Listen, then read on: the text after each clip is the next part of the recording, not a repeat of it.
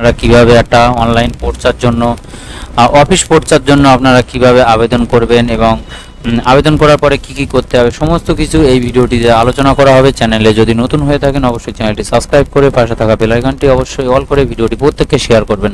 তো চলুন দেখে নেওয়া যাক। তো সর্বপ্রথম যেটা করতে হবে সেটা হচ্ছে প্রথমে ক্রোম ব্রাউজে আসতে হবে। ক্রোম ব্রাউজে আসার পরে আপনাদের এখানে সার্চ করতে হবে বাংলার ভূমি। তো আমি এখান থেকে বাংলার ভূমি সার্চ করব। তো এখান থেকে বাংলার ভূমি সার্চ করার পরে এন্টার করে দেবো। তারপরে এখান থেকে প্রথম যে লিঙ্কটা আসবে ওই লিঙ্কে ক্লিক করে দেবো। লিঙ্কে ক্লিক করার সঙ্গে সঙ্গে আমাদের এখান থেকে অফিসিয়াল ওয়েবসাইট যেটা পেজ আছে সেই অফিসিয়াল ওয়েবসাইটের পেজ এখান থেকে খুলে যাবে।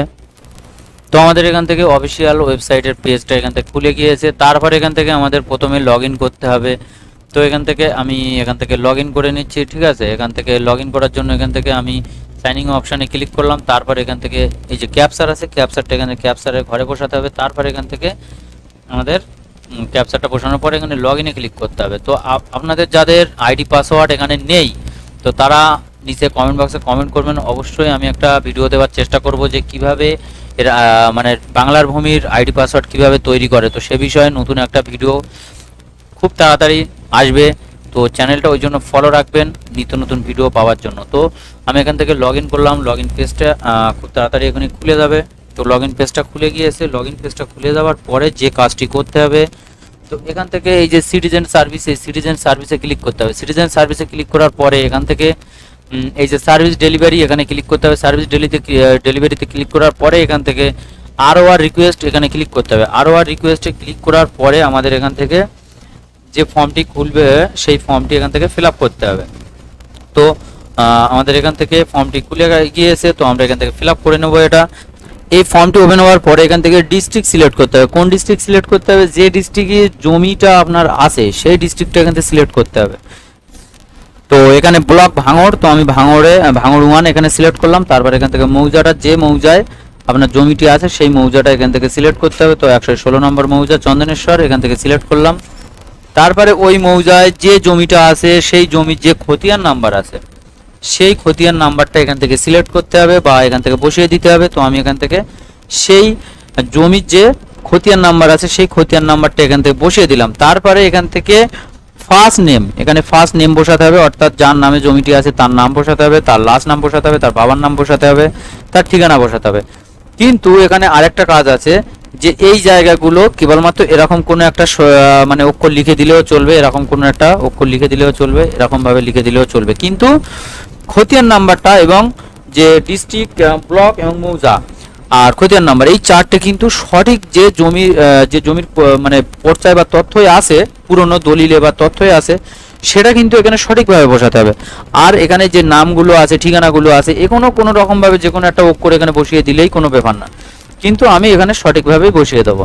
আমি এখান থেকে এই যে ক্যান্ডিডেটের যে নাম আছে আমি এই ক্যান্ডিডেটের নাম এখান থেকে বসিয়ে দেবো। এখানে আজিদা বিবি মোল্লা আছে, তো আমি এখান থেকে আজিদা বিবি মোল্লাটা এখান থেকে আমি বসিয়ে দেবো। তারপর এখান থেকে ওনার যে গার্জেনের নাম আছে এখানে আব্দুল মুকিদ মোল্লা, তো আমি এখান থেকে সেটা বসিয়ে দেবো আব্দুল মুকিদ মোল্লা। তো আমি এখান থেকে আব্দুল মুকিদ মোল্লা এখান থেকে বসিয়ে দিলাম।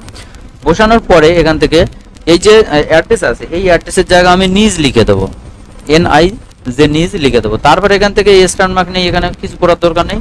তারপরে এখান থেকে আমি এই ক্যাপচার কোডের ঘরে এখান থেকে বসিয়ে দেবো।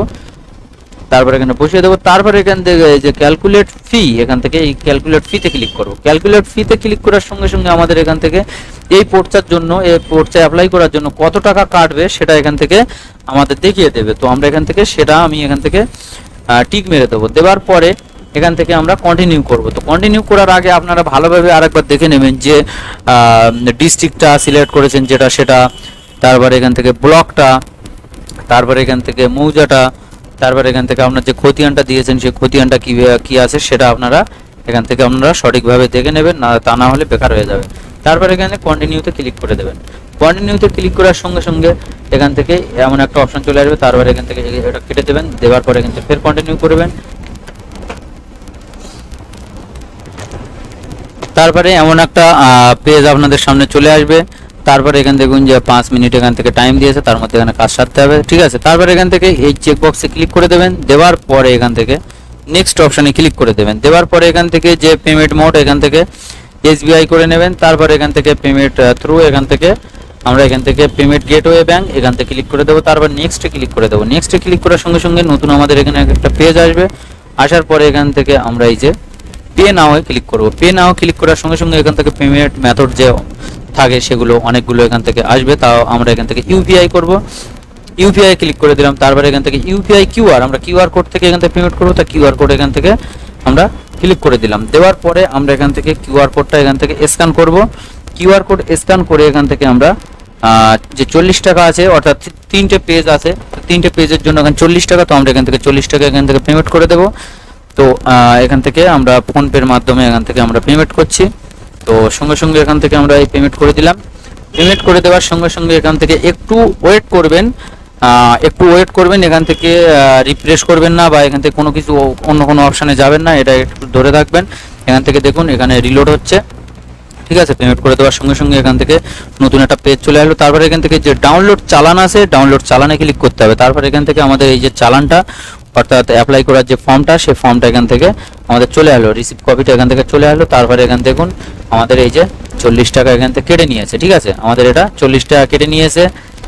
তো এটা সোমবার থেকে শুক্রবার পর্যন্ত, সোমবার থেকে শুক্রবার বা শনিবারও কিছু কিছু দিন অফিস খোলা থাকে, সেই টাইমের মধ্যে আপনারা এটা অ্যাপ্লাই করবেন। সঙ্গে সঙ্গে দেখবেন আপনাদের পোর্চার চলে আসবে। তো আমি আজকে শনিবারে অ্যাপ্লাই করছি, ওই জন্য করে এটা মানে আজকে আর আসবে না, সেই সোমবারে পোর্চারটা আসবে, ঠিক আছে। তো আপনারাও এইভাবে অ্যাপ্লাই করবেন। অ্যাপ্লাই করার পরে রিসিপ্টগুলো আপনারা এইভাবেই প্রিন্ট আউট করে নেবেন, নিয়ে একটা প্রিন্ট আউট রেখে দেবেন। তো আজকে ছিল এই পর্যন্ত। ভিডিও ভালো লাগলে অবশ্যই চ্যানেলটি সাবস্ক্রাইব করবেন এবং পাশে থাকা বেল আইকনটি অবশ্যই অল করে ভিডিওটি প্রত্যেককে শেয়ার করবেন সবার সুবিধার্থে। তো চলুন।